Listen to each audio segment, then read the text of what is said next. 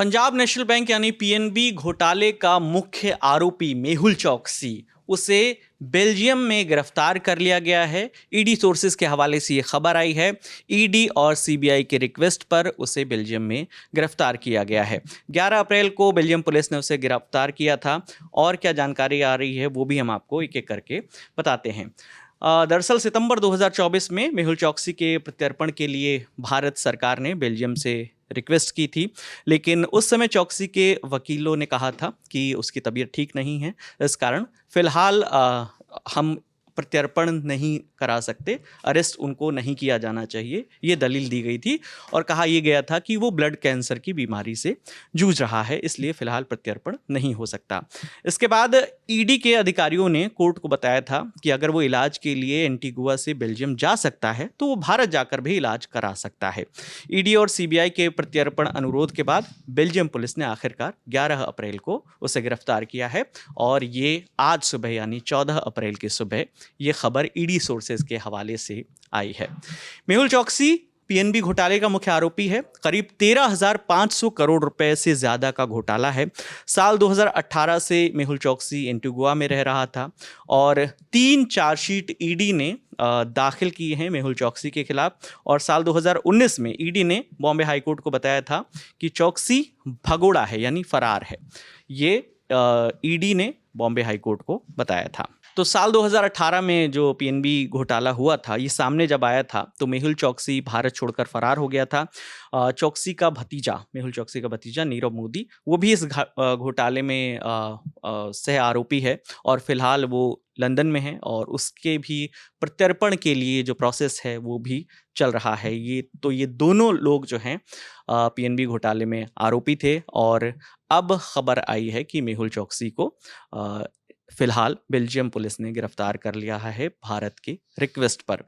मई 2021 की बात करें तो एंटीगुआ से लापता होने की भी खबरें आई थी मेहुल चौकसी की, लेकिन बाद में पता चला कि वो डोमिनिका में है और सीबीआई ने इंटरपोल से मेहुल चौकसी के खिलाफ रेड कॉर्नर नोटिस जारी करने की भी अपील की थी और साल 2018 में इंटरपोल ने मेहुल चौकसी के खिलाफ रेड कॉर्नर नोटिस जारी भी किया था। ये हटाने के लिए मेहुल चौकसी ने इंटरपोल में एक याचिका दायर की थी। इसमें उसने ये दावा किया था कि साल 2021 में जो भारतीय जांच एजेंसी हैं उन्होंने उसका अपहरण कर लिया था और उसका अपहरण करके डोमिनिका लेकर गए थे। इस वजह से इंटरपोल ने उसके खिलाफ रेड कॉर्नर नोटिस हटाने का फैसला लिया।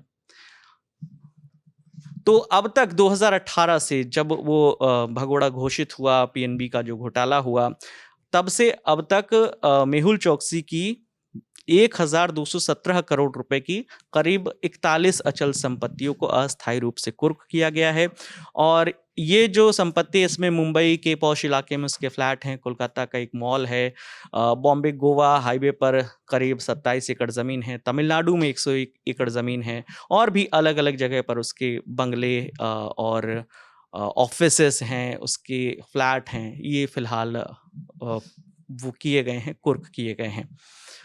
इस केस की अब आपको एक बेसिक टाइमलाइन भी बता देते हैं। जनवरी 2018 में ये दोनों लोग, जब पीएनबी घोटाला सामने आया था तब ये दोनों लोग छोड़कर फरार हो गए थे, जिसमें मेहुल चौकसी और उसका भतीजा नीरव मोदी दोनों भारत छोड़कर फरार हो गए थे। पहले दोनों पर लगा था 280 करोड़ रुपए की धोखाधड़ी का आरोप। फिर केस ये पहुंचा सीबीआई के पास।